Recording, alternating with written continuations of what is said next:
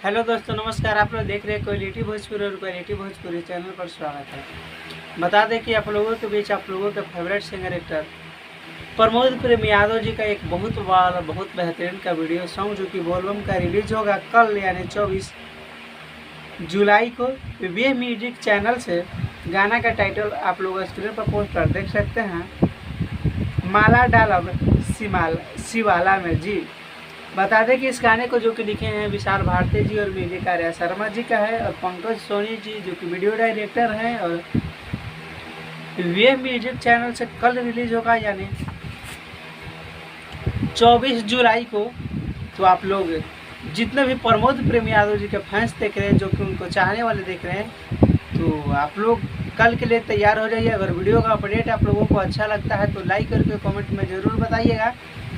और चैनल पर नए जुड़े हैं तो चैनल को सब्सक्राइब कर लीजिए, क्योंकि इस चैनल पर आप लोगों को प्रमोद प्रेम यादव जी से रिलेटेड हर एक अपडेट आप लोगों को देखने और सुनने को मिलेगा।